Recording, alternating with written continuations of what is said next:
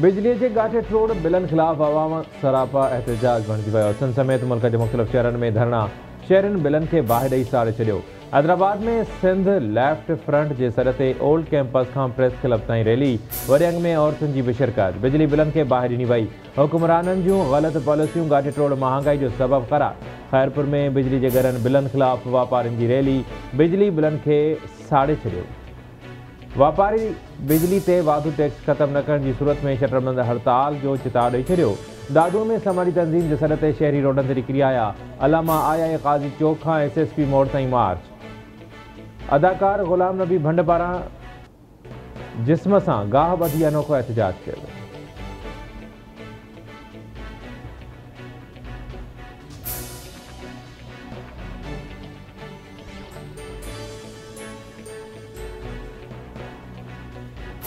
Ranipur police Fatima फरडो case में आज़ाद कयल 4 जवाबदारनि खे ॿीहर गिरफ़्तार करे वरितो। सहूलतकारी जे इल्ज़ाम हेठि गिरफ़्तार SHO अमीर चांग, अॻूणे MS अली हसन वसान, डॉक्टर अब्दुल फताह मेमन ऐं डिस्पेंसर इम्तियाज़ मीरासी जी आज़ादी की ख़बर मीडिया ते अचण खां पोइ समूरनि जवाबदारनि खे ॿीहर हिरासत में वरितो वियो। समूरा जवाबदार पुलिस जे तहवील में आहिनि। जवाबदारनि खां जांच मुकमल करे वरिती आहे। उहे बेगुनाह साबित थिया आहिनि। फातिमा फरडो केस जे जांच कंदड़ कमेटी जो बयान।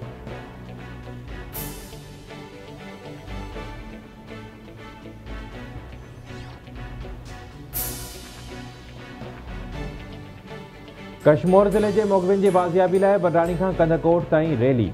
सियासी समाजी तंज़ीमुनि के अॻवाननि कारकुननि की वॾे अंग में शिरकत।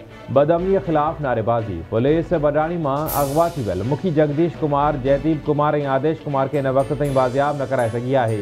बदअमनी सबब माण्हू लड़पलाण ते मजबूर आहिनि। एहतजाजी रैली के अॻवाननि जो खिताब। कश्मीर ज़िले के समूरनि मोगविन के बाज़ियाब कराए शहरनि जो तहफ़्फ़ुज़ यकीनी बनाइण जो मुतालबो।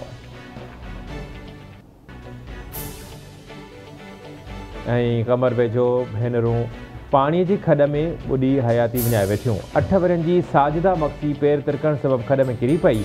केस बचाइण लाइ 12 वरियनि जी मजीदा भी खड में लथी त उहा भी बुढ़ी पई। बिन्हीं भेनरुनि खे खड मां कढी अस्पताल नियो वियो, जिते डॉक्टरनि पारां संदन मौत की तस्दीक कई वई। मासूम भेनरुनि के विछोड़े ते संदन घर में कोहराम मचायल।